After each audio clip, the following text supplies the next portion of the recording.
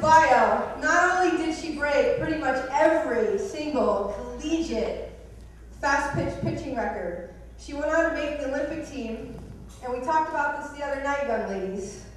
Life is not about the medal that you win, it's how you play the game.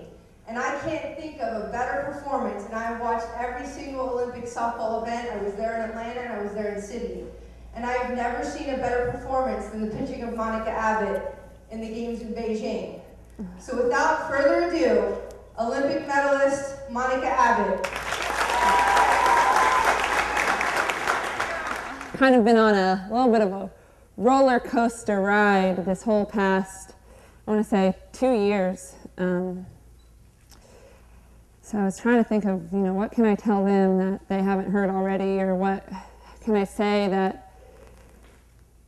that'll help them in their future, that'll be an inspiration that they can cling to.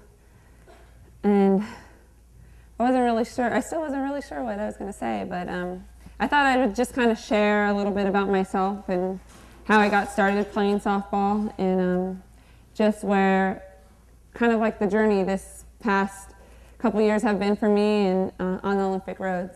So just to start, I guess, probably like most of you, I played t-ball and did all that stuff. And I was never really that good. I know that sounds kind of funny, but it's true, I sucked.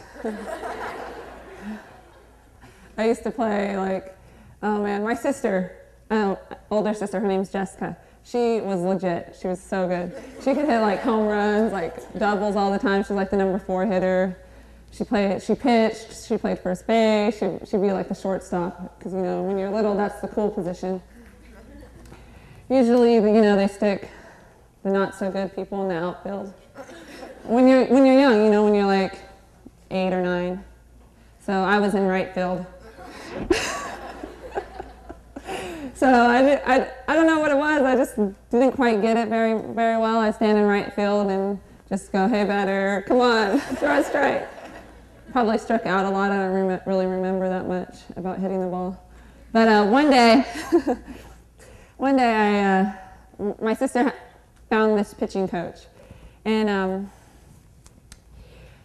who had to catch for her? Her sister, me, had to go and catch for my Jessica, and of course I wasn't very, and at the end of the pitching lesson, 30 minutes later, the coach comes up to me and goes, hey Monica, you should try pitching. You're tall, you're left-handed, why don't you give it a shot? I was like, well shoot, if my sister can do it, I might as well try it. So that's kind of how I got started, and from that day on I did some pitching lessons whenever I could convince my mom to give me a lesson. And my sister, Jessica, she never caught me, the little punk. I had to catch her. No, actually my mom caught me. I was in 6th grade, and every day after school, I would come home, and my mom would put down my younger sisters for nap time, and that was my time. We didn't have a softball field that we could go to. We actually just pitched in the middle of our street, right on the pavement. All the cars would go by. My mom would sit on a bucket, and I'd set everything up, put the bucket out a little. All the dads in the room that have ever caught anyone sitting on a bucket, the bucket starts to hurt a little bit after you sit there too long. So we had this carpet thing that probably used to be first base at practice at one point.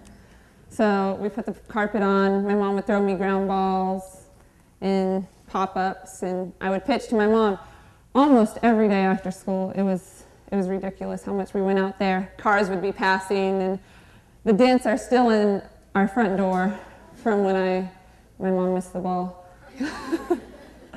Eventually, after a while, I started to pick up some speed, and this is my favorite story of all time. Started to pick up some speed, and my mom started to get scared.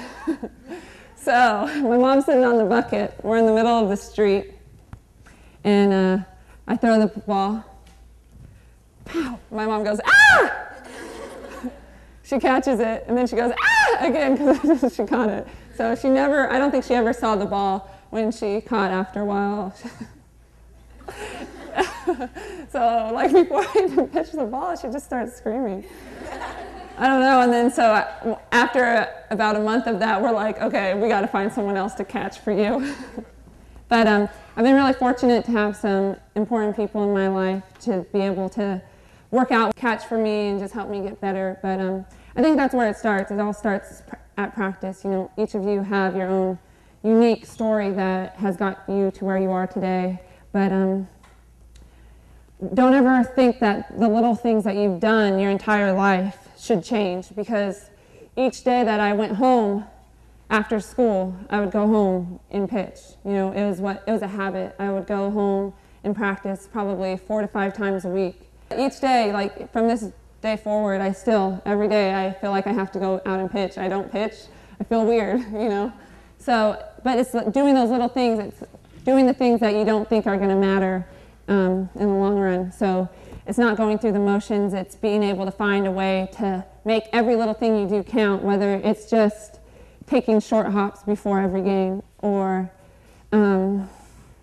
taking rolled ground balls, or hitting off the tee, you know, 25 swings before every game. Whatever you do, stick to it, whether it's something that you did since you were 5 years old, or it's something that you just started doing.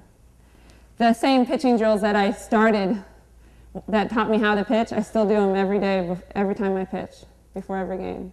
I've done the same pitching drills my entire life, and I just kept with them. So whatever it is that you do that has made you who you are today, stick with it, but don't be afraid to find ways to change it up or alter it, because as softball players, I feel like we have a unique sense of trying to find perfection.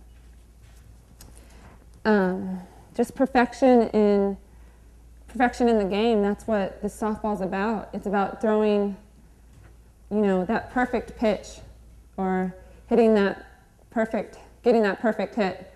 How many of you guys have ever, show of hands, have ever hit something so well that it felt like you were swinging air, like it felt like nothing? Your body was so relaxed, you couldn't even feel a muscle. You're not even sure if you saw the pitch or if you did see it, but you know that, you know, it feels like absolutely nothing. And when you can, that's our task. I mean, what kind of sport do we play? We try and mimic that every single time we play. Every time we swing, every at bat we take. And that's the art of softball, and that's why it's so good to you, but sometimes it can be so hard too. We always laugh, don't make the softball gods mad at you. The Olympics was the most amazing experience I've ever been through. I might get kind of choked up here.